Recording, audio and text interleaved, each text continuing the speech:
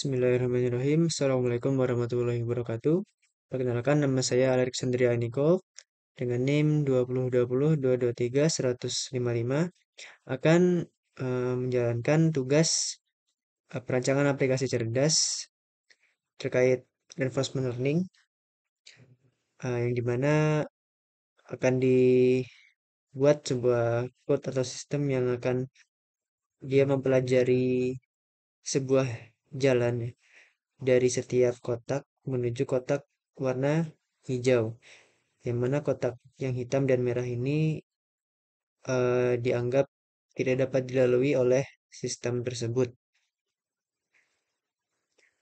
Oke, di sini digunakan NetBeans untuk membuat sistem tersebut, yang di awal-awal dimulai dengan mengimport library-nya, yaitu Java Text Decimal Format dan Java Util Random. Lalu untuk nama kelasnya sendiri di sini diberi nama Key Learning. Lalu di awal dideklarasikan df atau untuk desimal formatnya, lalu dibuat deklarasi alfa dan gamma, yang mana alfa itu merupakan faktor pembelajaran pada algoritma learning, adapun gamma merupakan faktor diskon pada algoritma learning, di mana keduanya itu memiliki besar 0,1 dan 0,9.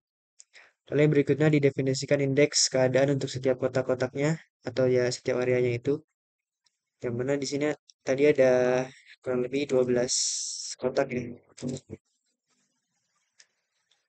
Lalu di sini dibuat juga inisialisasi jumlah totalnya tadi ada 12 kotak. Lalu eh, dibuat array yang berisi indeks keadaan untuk setiap kotaknya. State A, state B, state C, hingga state L. Lalu dibuat juga matriks yang menunjukkan reward untuk setiap transisi dari satu keadaan ke keadaan yang lain. Lalu juga dibuat inisialisasi matriks key yang akan dipelajari oleh algoritma learning. Lalu di bawahnya dibuat array yang menunjukkan tindakan yang mungkin dari setiap keadaan.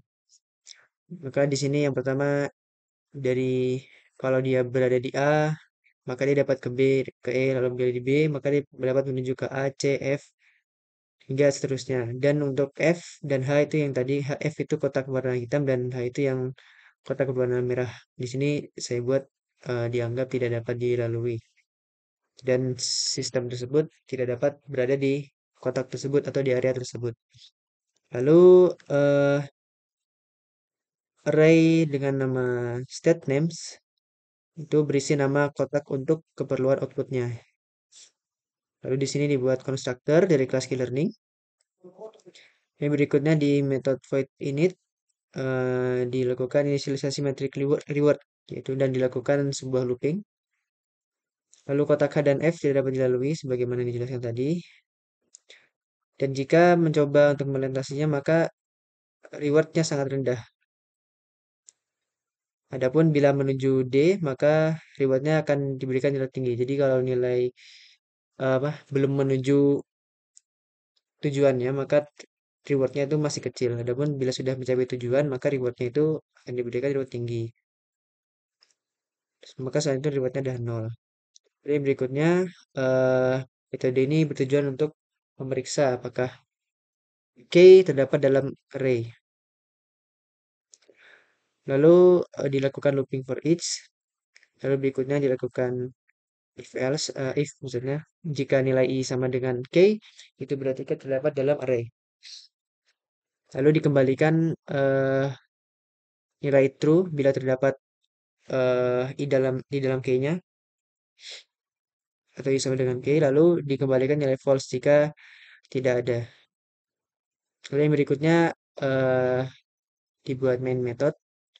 Yang pertama akan dibuat penyimpanan waktu awal eksekusi program, lalu dibuat objek learning, lalu dijalankan atau dimulai metode run, print result, dan show policy. Itu nanti akan dijelaskan berikutnya di bawah. Lalu juga dibuat sebuah inisialisasi untuk menyimpan waktu akhir eksekusi program. Lalu yang berikutnya dihitung dan dicatat waktu yang diperlukan untuk menjalankan program. Lalu di sini ada metode untuk menjalankan proses pembelajaran key learningnya. Lalu dibuat nilai acak, lalu dilakukan for each, maaf, dilakukan looping untuk setiap episode pembelajaran. Lalu diinisialisasi variabel state dengan sebuah nilai acak. Lalu di sini dilakukan looping juga untuk agar sistem atau program itu berjalan terus hingga mencapai goal atau mencapai area D. Lalu mendapatkan area tindakan yang mungkin dari keadaan saat ini, state dari matrix action di kode ini. Lalu dilakukan pengecekan apakah ada tindakan yang mungkin dari keadaan saat ini. Jika tidak ada tindakan yang mungkin, maka akan di break looping tersebut. Lalu dibuat tindak acak untuk memilih tindakan dari array. Lalu eh, dipilih tindakan acak dari array tersebut. Lalu ditetapkan nilai action sebagai keadaan berikutnya. Next stage. Lalu eh, nilai key itu didapatkan dari keadaan saat ini dan tindakan yang dipilih. Lalu mendapatkan nilai maksimum key dari keadaan berikutnya. The next stage. Lalu mendapatkan reward ya bila untuk pasangan keadaan saat ini.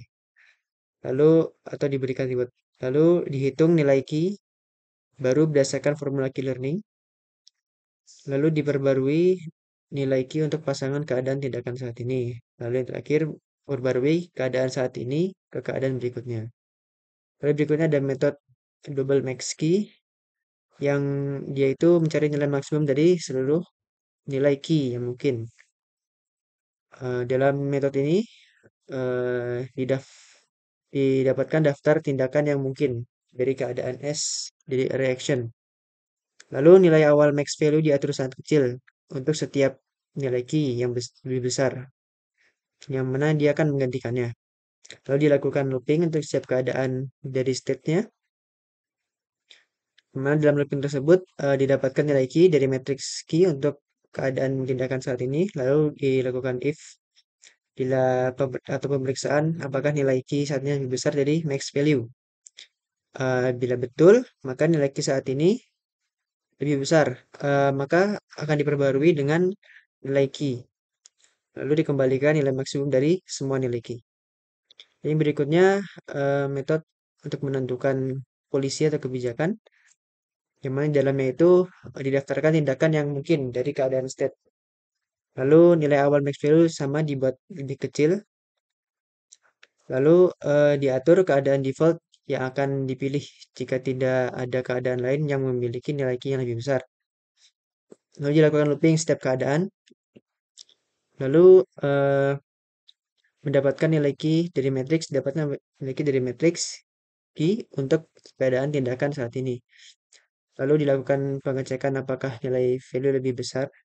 Maka bila ya, max value akan diperbaharui dengan nilai key saat ini dan polisi go to state akan diatur ke keadaan saat ini. Ini berikutnya adalah metode get untuk mendapatkan nilai key. Lalu berikutnya lagi adalah metode set untuk mengatur nilai key untuk tidak ada tindakan tertentu. Ada S dan A dengan nilai value.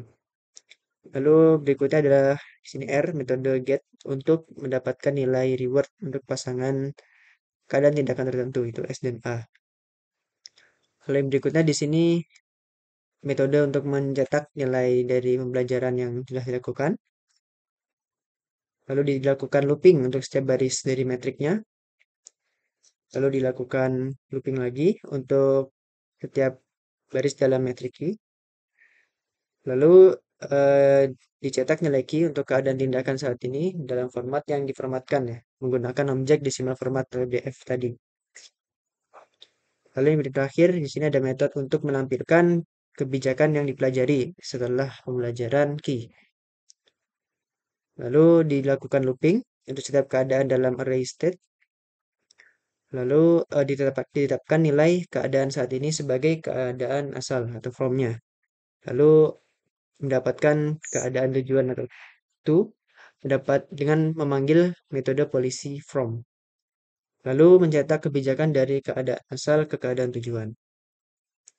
Itu untuk penjelasan sedikit kodenya, lalu bila giliran, klik kanan run file, program dengan dapat berjalan dan hasilnya dapat terlihat.